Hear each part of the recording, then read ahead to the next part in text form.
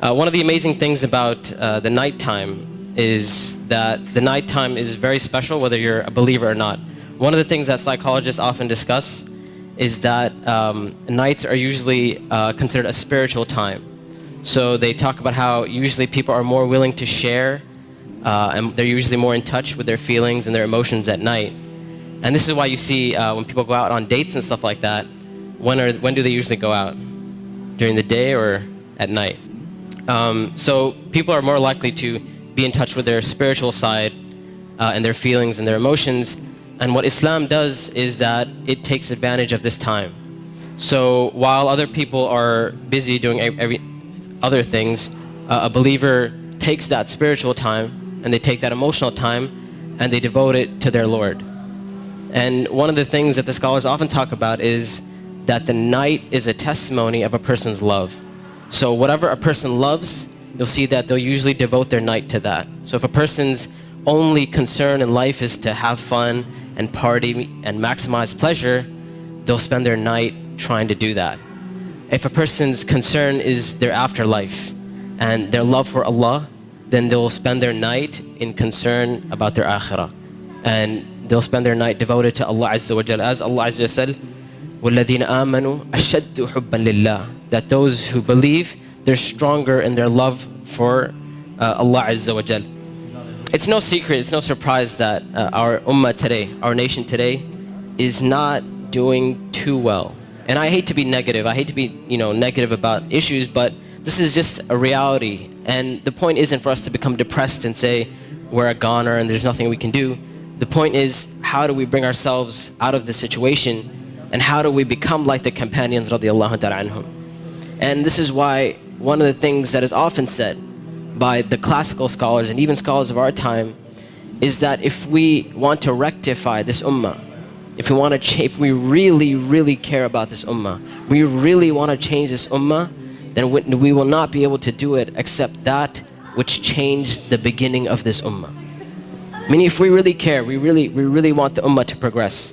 Now we're Muslims living in the West and we care about Muslims in America, and we really want Muslims to be in a better state, then we have to look at the sunnah of the Prophet ﷺ and how the companions did it. And it is in that we're going to find our ummah come to life. And the thing about the companions, like I mentioned, is that what they had and what is missing from our time is that attribute of going above and beyond the bare minimum. Ibn Abbas radiallahu ta'ala anhuma, he says about the companions, he said, I did not see a single companion. He said, I did not see a single companion except that they would take something from the night. Meaning they would pray some type of qiyam al-layl.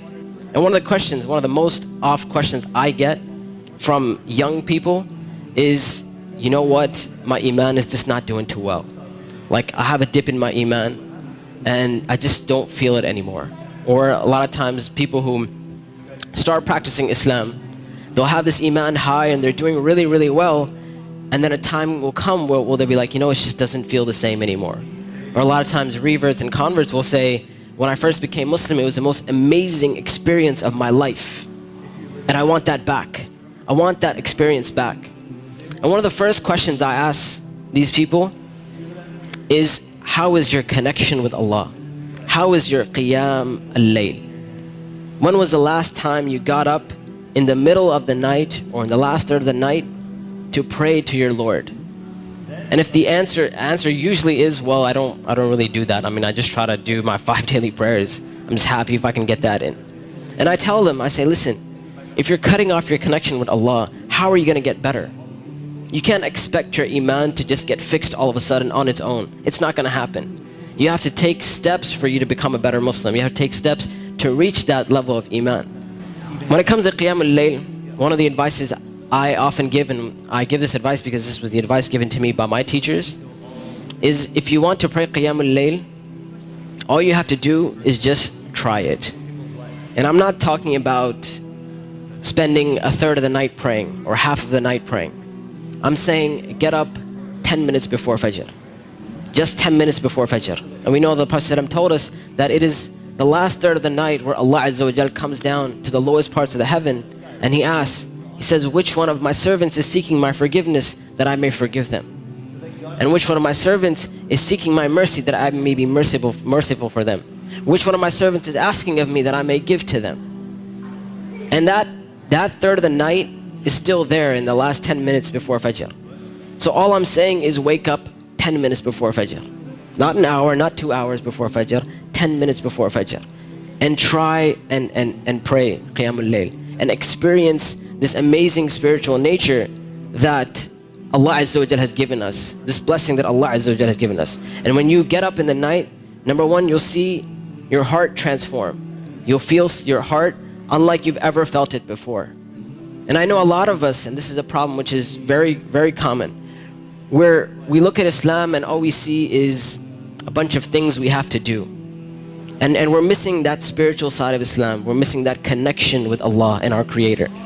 And I tell you that if you're seeking that connection, then get up and pray Qiyamul Layl. You will see your heart transform. You will see this tranquility and peace that Islam is supposed to be. You know, people talk about Islam means peace and all that kind of stuff. If you really want to experience that, get up in that last third of the night. Get up for 10 minutes and you will see that peace and tranquility descend upon you.